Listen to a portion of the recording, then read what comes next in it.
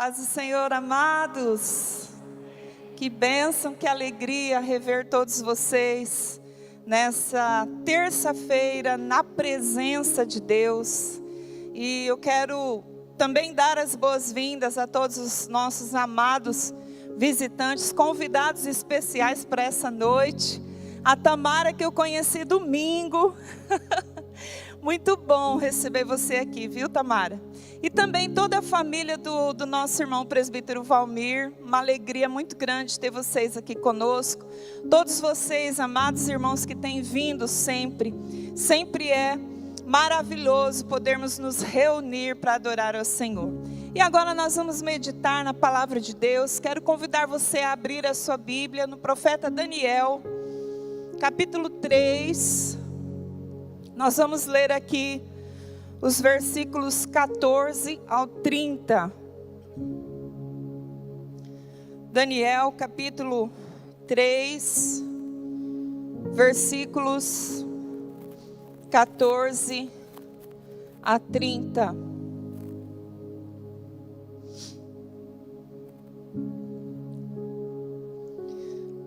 Eu vou ler com você aqui nessa versão, na Nova Versão Internacional. Diz assim a palavra de Deus: Nabucodonosor lhes disse: é verdade, Sadraque, Mesaque e Abednego, que vocês não prestam cultos aos meus deuses, nem adoram a imagem de ouro que mandei erguer?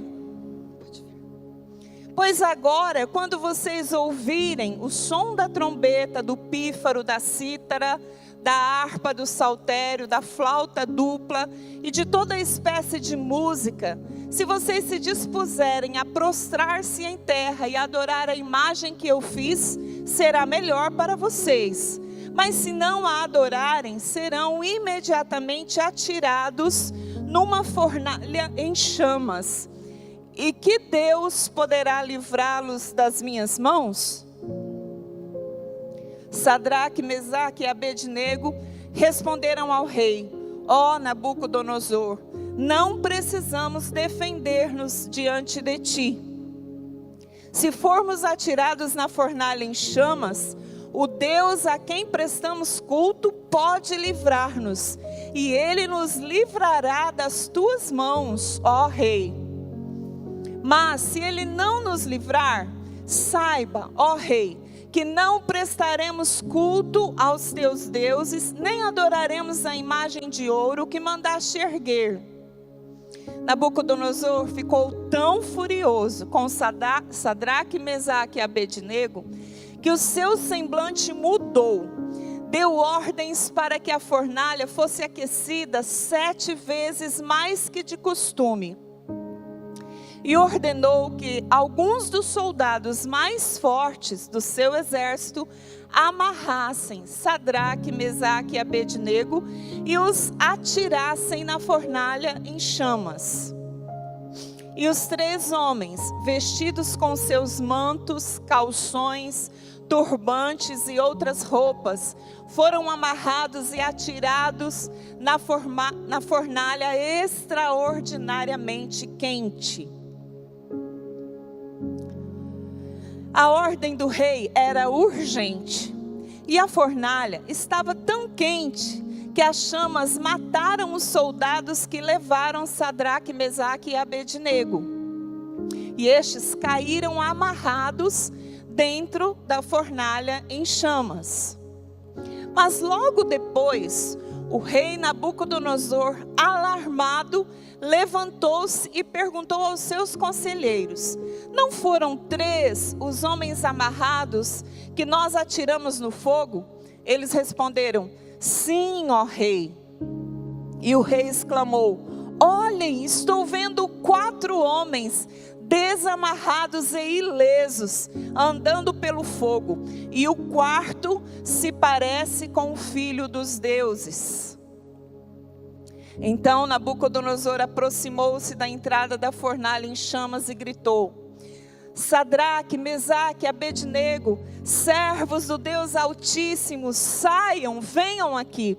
E Sadraque, Mesaque e Abednego saíram do fogo.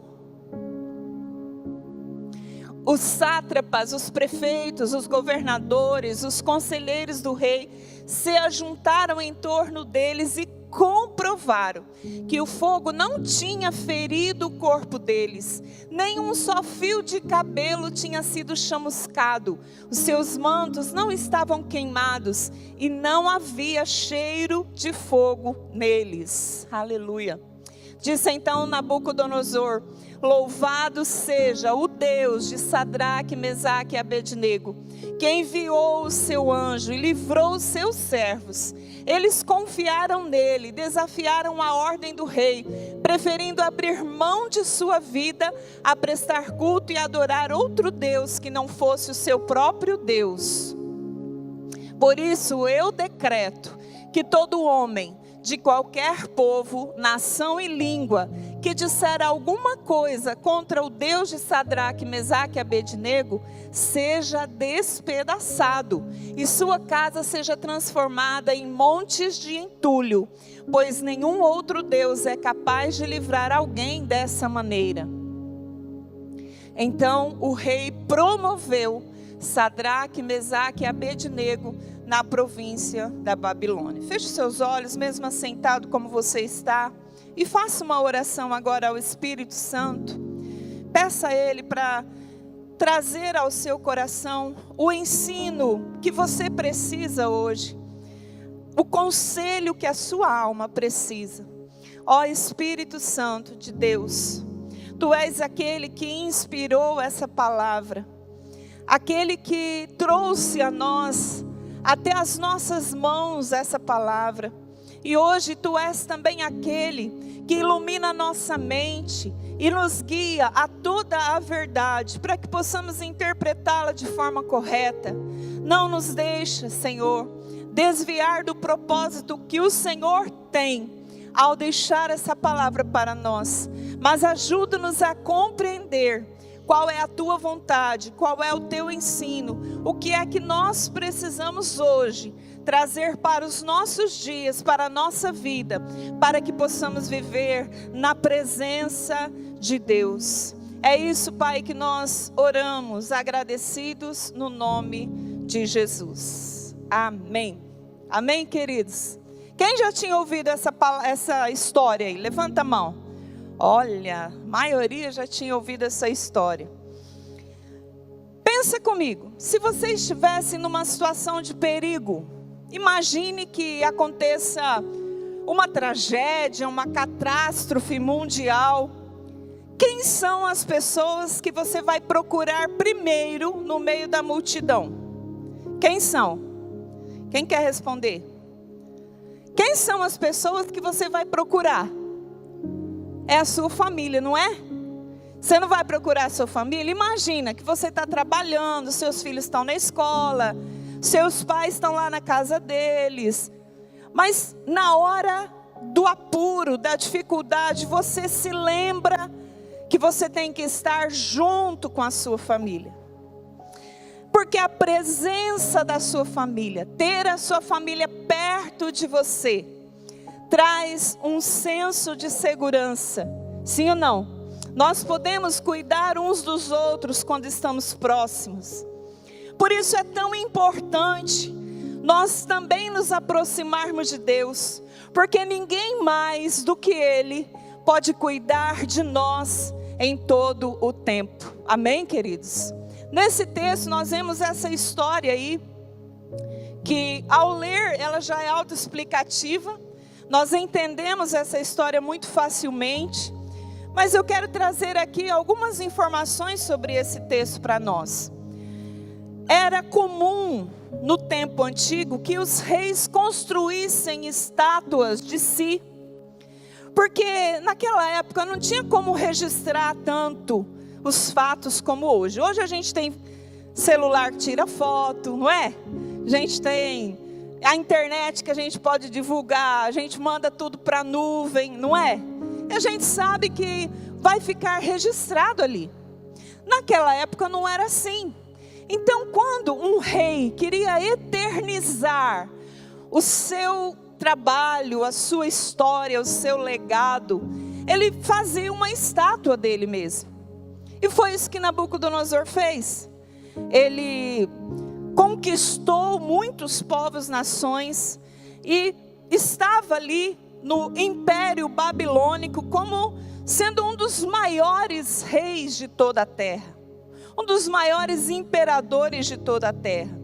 E então ele resolve fazer essa estátua, toda recoberta de ouro, muito alta, colocou num lugar aberto. A Bíblia diz que era no campo de Dura, planície de Dura, um lugar aberto, onde todas as pessoas da cidade, dos arredores, pudessem vir para a inauguração. Seria a grande festa de inauguração. E a ordem era uma só, que todos deveriam se curvar diante daquela estátua do rei Nabucodonosor. Em outras palavras, o poder, a fama, a glória subiu à cabeça desse rei. E ele se achava tão grande, tão poderoso, que ele se encontrava no direito de pedir que as pessoas se prostrassem diante dele. Mas não foi isso que os nossos irmãos Sadraque, Mesaque e Abednego fizeram. Todo mundo se curvou, menos os 3. E aí você sabe o que aconteceu. O rei mandou que eles fossem lançados na fornalha. E lá dentro da fornalha aconteceu um fenômeno sobrenatural. Foram lançados, você viu, com os seus mantos, túnicas, com as suas roupas. Tem outra versão que fala com seus chapéus. Foram muito bem amarrados pelos melhores soldados do exército de Nabucodonosor. E mesmo assim, dentro da fornalha, eles foram vistos pelo próprio rei, andando livremente, ilesos. E havia com eles um quarto personagem, que o próprio Nabucodonosor viu. E ele diz, ele tinha a aparência do Filho de Deus, do Filho dos deuses. O que essa história nos ensina, amados? Nos ensina que a presença manifesta de Deus, a presença real manifesta de Deus, pode acompanhar os seus servos. Hoje é terça-feira, terça na presença de Deus, amém? E o que eu quero trazer aqui para você é uma certeza de que não importa qual é a fornalha que você esteja passando, não importa qual é o drama, qual é o problema, qual é o deserto, qual é a dificuldade que você está passando. O quarto homem, a manifestação da presença de Cristo, Filho de Deus, é real na sua vida. Amém? Quem recebe essa palavra aí pela fé? Glória a Deus, eu também recebo. Nós vemos aqui então que Deus se manifestou. Isso foi muito antes de Jesus nascer.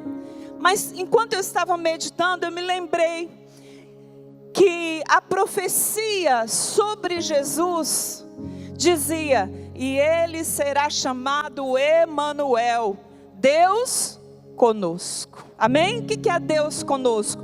É Deus presente entre nós, aqui com você, comigo, lá na sua casa onde você mora, lá no seu trabalho, lá na escola, na rua, por onde nós formos. Ele é o Emanuel, Deus conosco. Essa é a promessa do Senhor. Essa manifestação do Filho de Deus, Jesus ainda não havia nascido. Foi bem antes de Jesus haver nascido. E aqui, amados, nós vemos que foi uma manifestação de glória da presença de Deus para salvar, para livrar a vida daqueles 3 homens. Mas a pergunta que não quer calar no meu coração é a seguinte: quando é que eu posso, eu, Wanda, mera mortal, quando é que eu posso contar com essa presença manifesta de Deus na minha vida? Quando? Será que eu preciso fazer alguma coisa para que Deus se manifeste presente na minha vida? Será? Nós podemos responder a essa pergunta olhando para a vida desses 3 homens.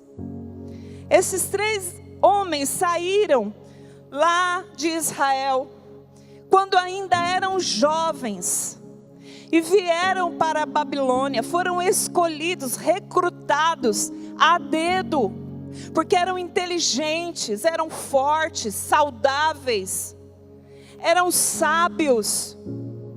E eles foram servir ao Império Babilônico. E depois de algum tempo, isso acontece. Eles já estavam em cargos públicos. Haviam crescido na sua carreira profissional lá na Babilônia. Porque comprovaram o seu valor. Porque eram pessoas confiáveis, pessoas leais. Por isso o rei havia colocado esses 3 homens para governar províncias da Babilônia, como se fossem estados da Babilônia. Mas o que nós vemos na vida deles, que nos ensina que assim como eles tiveram a presença manifesta de Deus, nós também podemos ter? Primeira resposta está no versículo 17. Quando o rei ficou bravo, irado, mudou até o semblante e falou que ia lançá-los na fornalha. Olha o que eles disseram para o rei. Primeiro eles falaram: nós não precisamos nos defender de ti. Parece arrogante essa palavra, né? Parece petulante essa palavra. Mas na verdade era uma ousadia, era uma coragem movida por um compromisso que eles tinham com Deus.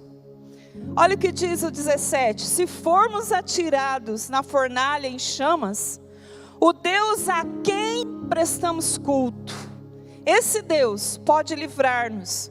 Ele nos livrará da tua mão, ó rei. Se formos lançados, o Deus a quem servimos, noutra versão diz isso, o Deus a quem servimos. O compromisso que esses homens tinham com Deus estava baseado na sua fé. Na sua fé, não em si mesmos, não nos seus méritos, mas na sua fé em Deus, no Senhor, a quem eles conheciam muito bem. Eles sabiam de quem eles estavam falando para Nabucodonosor. O Deus, o mesmo Deus de Abraão, de Isaac, de Jacó, de José. O mesmo Deus que tirou o povo do Egito por mão forte, que os fez passar pelo Mar Vermelho, que na pessoa de Moisés deu a eles uma lei, tornou-os uma nação, um povo. O mesmo Deus que levantou Josué e os fez entrar na terra prometida há muitos anos. Esse mesmo Deus de Davi, o grande rei de Israel, de Salomão e de todos os outros reis, esse mesmo Deus era o Deus de Sadraque, Mesaque e Abednego. O compromisso deles com Deus era um compromisso também firmado no temor à soberania de Deus. Olha o que diz o verso 18. Mas se ele não nos livrar, sabiam que Deus tinha poder para livrar, certo? Mas eles temiam a soberania de Deus. Eles disseram: se por acaso Deus não nos livrar, saiba, rei, que nem assim nós vamos nos prostrar e adorar aos teus deuses. Isso é um compromisso à prova de fogo, amém? Literalmente à prova de fogo, porque foram lançados na fornalha. Esse compromisso os levou a arriscar tudo. Eles estavam arriscando o seu cargo lá na Babilônia, o seu sustento, talvez o sustento das suas famílias, nós não sabemos aqui de detalhes mais profundos, mas estavam arriscando a própria vida. Mas nós sempre ouvimos uma frase com o pastor Euclides aqui, que ele diz assim, que Deus tem compromisso com quem tem compromisso com Ele, amém? Deus tem compromisso. E Ele livrou os seus servos do fogo naquele dia.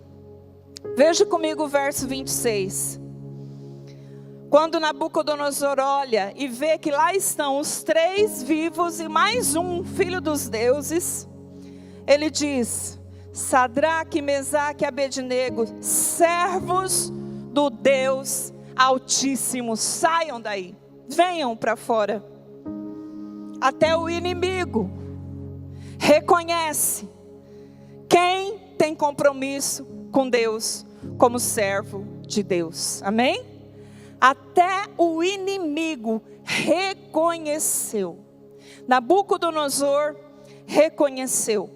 E quando então eles saem, amados, todos os convidados que estavam mais próximos do rei se aproximam deles e começam a olhar: peraí, mas realmente não tem nada queimado? Não tem toda a roupa, as túnicas, os mantos, os chapéus, tudo estava ileso, estava perfeito. A Bíblia diz que nem cheiro de fogo, cheiro de fumaça. Amados, quando nós temos um compromisso com Deus, a presença manifesta de Deus está na nossa vida e Ele nos dá o livramento completo. Amém? Você recebe? Recebe? Qual é o tamanho do seu compromisso com Deus? Seu compromisso com Deus é a prova de quê? É a prova de fogo? É a prova de arriscar tudo? Seu compromisso com o Senhor está acima de tudo?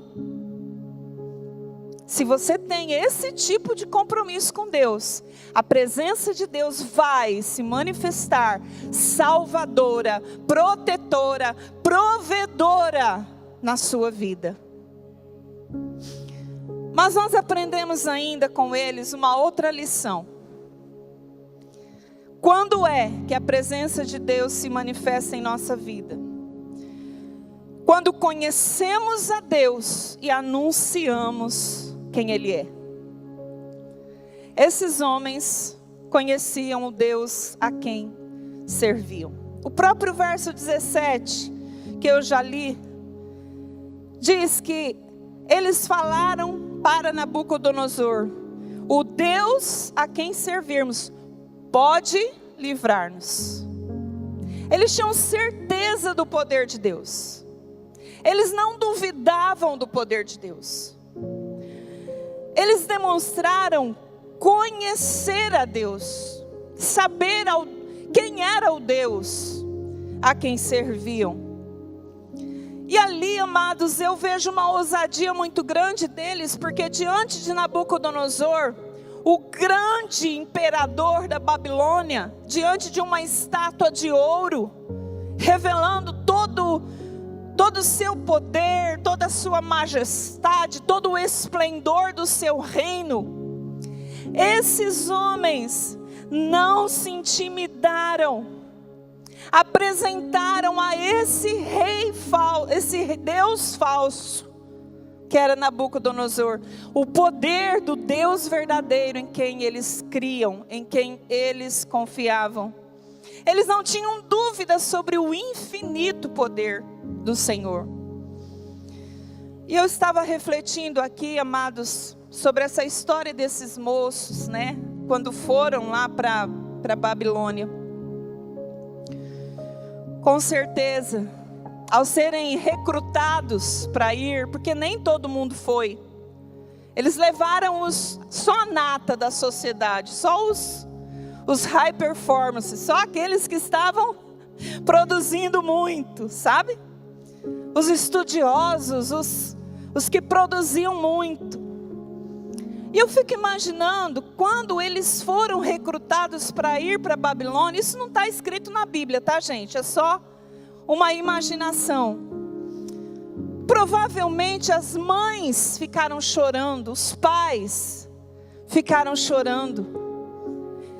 E até, talvez dentro do coração deles existisse uma incógnita, uma pergunta, um questionamento: mas por que eu? Por que eu tenho que ir? Eu sou fiel a Deus, eu tenho princípios, eu sou um bom filho, eu sou estudioso, eu sou trabalhador. Por que eu tenho que ir? Tenho que ir para a Babilônia, ser cativo num outro país. Às vezes também, amados, nós nos perguntamos: por que é que nós estamos passando por alguma coisa difícil? Quem aqui já fez perguntas para Deus assim: Senhor, por que eu? Além de mim. Tem mais gente, né? Olha aí. A gente pergunta. E isso não ofende a Deus não, tá? Porque Deus conhece a nossa limitação. Ele sabe que nós somos pó. E às vezes ali, naquele momento, jamais eles conseguiriam ter noção do que ia acontecer, né? Assim como nós não temos noção do porquê passamos por algumas coisas. Ainda hoje eu estava atendendo uma pessoa e nós falamos exatamente sobre isso. Quando nós olhamos para trás, para a nossa história de vida, amados, e nós retomamos na memória momentos que foram desafiadores demais, que foram sofridos demais, nós podemos enxergar nesses momentos a presença de Deus ali, mesmo que a gente não tivesse consciência. Mas a presença dele estava ali nos sustentando. E nós vencemos. Se estamos aqui é porque vencemos isso tudo, amém? Vencemos. Agora, para que tudo aquilo aconteceu? Na mente dos 3 homens, quem sabe não havia resposta para essa pergunta. Mas aqui, agora, está revelado nessa experiência da fornalha, que Deus tinha um propósito de se tornar conhecido entre os caldeus, de mostrar a sua glória e o seu poder acima de todos os deuses da Babilônia, de mostrar para Nabucodonosor que ele precisava também temer a Deus. Aqui, amados, nós vemos que todo o propósito de Deus está sendo revelado na vida desses homens. Então não se preocupe se você não entende hoje porque as coisas estão difíceis para você. Apenas mantenha o seu compromisso, busque conhecer ao Senhor e fale para as pessoas quem é o Senhor, porque esses homens fizeram isso. E ali Nabucodonosor teve que reconhecer, o grande imperador teve que reconhecer. Verso 28 diz: louvado seja o Deus. Disse então Nabucodonosor: louvado seja o Deus de Sadraque, Mesaque e Abednego, que enviou o seu anjo e livrou os seus servos. Eles confiaram nele, desafiaram a ordem do rei, preferindo abrir mão da sua vida a prestar culto e adorar outro Deus que não fosse o seu próprio Deus. Nós vemos aqui que os próprios inimigos de Deus haverão de saber quem é o Senhor, se nós declararmos o poder dele onde nós estivermos, não importa a circunstância. Amém, queridos? Eu pergunto: você tem conhecido a Deus? Até que ponto você conhece a Deus? Talvez você diga: Wanda, mas Deus é espírito, ninguém vê a Deus. Como que eu vou conhecer a Deus? Deus se revelou de várias formas, através da natureza, através do seu Filho Jesus, e principalmente para nós hoje, através da sua palavra. Esse é o manual do fabricante. Aqui está revelada a identidade de Deus. Aqui está revelado o poder de Deus, todos os atributos de Deus. E a partir do momento que nós nos inclinamos diante dessa palavra para conhecê-lo, ele se revela pessoalmente a nós. Ele fala com a gente. Esses dias eu estava conversando com o Felipe, no nosso discipulado, e eu falei: Felipe, qual que é a diferença que você sente de antes de conhecer Jesus e agora? E eu achei tão bonita assim a forma que ele falou. Ele falou: porque agora eu sinto mais. Agora eu sinto mais. Quando nós nos aproximamos de Deus para conhecê-lo, nós nos tornamos mais amigos. Nós abrimos o nosso coração para Ele e Ele abre o coração dele para nós. Esse relógio de oração, amados, tem sido uma oportunidade riquíssima para conhecermos a Deus. E para que Ele conheça o nosso coração, saiba o que é que nós estamos pensando, planejando. Amém? Veja, a confiança em Deus desses homens, a sua lealdade, a sua coragem, foram reconhecidas pelo rei, pelo imperador. E além disso, o rei ficou tão impactado com aquela experiência, com a vida deles, que o rei fez um decreto, publicamente declarou que não há nenhum outro Deus capaz de livrar como o Senhor. Verso 29, por isso eu decreto que todo homem de qualquer povo, nação e língua que disser alguma coisa contra o Deus de Sadraque, Mesaque e Abednego seja despedaçado. Era pena de morte para quem falasse mal. Antes ele debochou, sim ou não? Antes ele falou: quem será que é o Deus que vai poder livrar vocês? Agora ele precisou se curvar e reconhecer o Deus Altíssimo. Amados, para finalizar aqui a nossa meditação dessa noite, quando é que a presença de Deus se manifesta realmente na nossa vida? Quando nós colocamos o nosso compromisso com Deus acima de tudo. Quando nós conhecemos a Deus e anunciamos quem Ele é. E por fim, quando nos posicionamos em confiança plena. Amém? Quando confiamos plenamente no Senhor. O segredo aqui foi uma confiança extrema, perfeita. Uma confiança que não tinha isso aqui de dúvida. Porque o problema não é o tamanho da nossa fé, o problema é o tamanho das nossas dúvidas. Porque se você tem uma fé pequena, a Bíblia diz que você não precisa ter uma fé muito grande. Sua fé, se for do tamanho de uma semente, de um grão de mostarda, é suficiente, não é?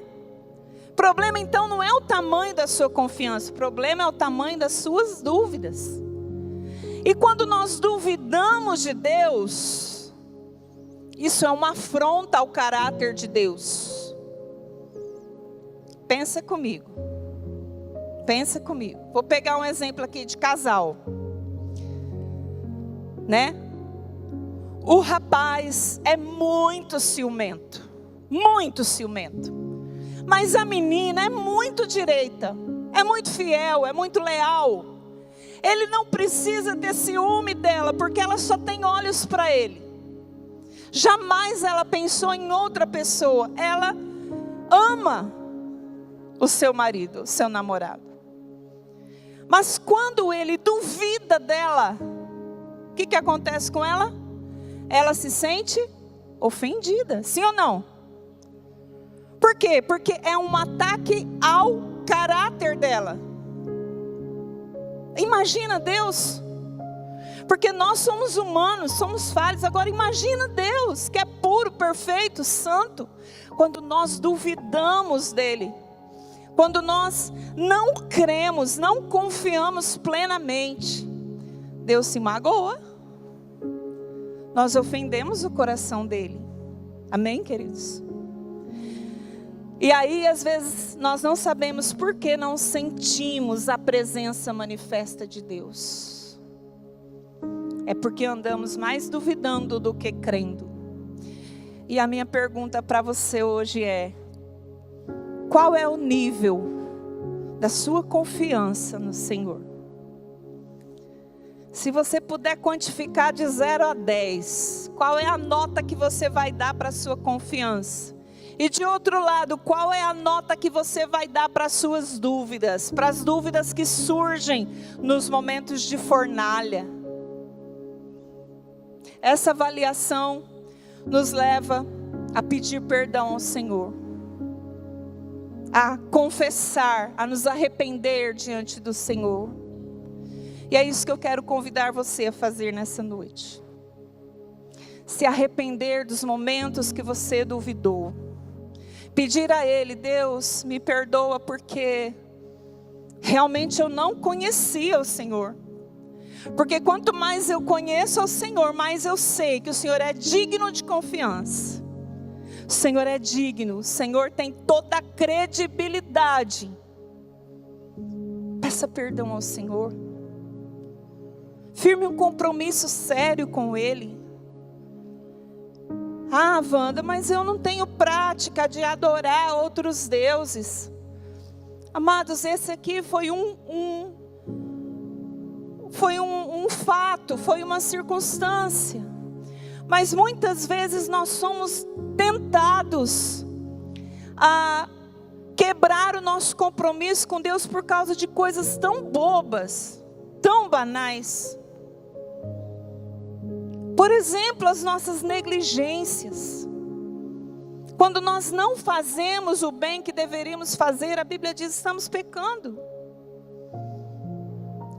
Quando nós temos um desafio, uma visão de Deus para a igreja, e nós não entramos nessa visão de fazer discípulos de Jesus, de amar alguém, interceder por alguém, levar Jesus para alguém, nós estamos negligenciando. Isso é quebra de compromisso. Porque como é que Deus vai ter compromisso em nos abençoar 100% se nós estamos obedecendo 5%? Eu quero convidar você a refletir. Não estou julgando ninguém aqui. Eu me coloco também aqui na avaliação. Sonda-me, Senhor, conhece o meu coração. Nós precisamos disso. Amém, queridos? Quero convidar vocês a se colocarem em pé.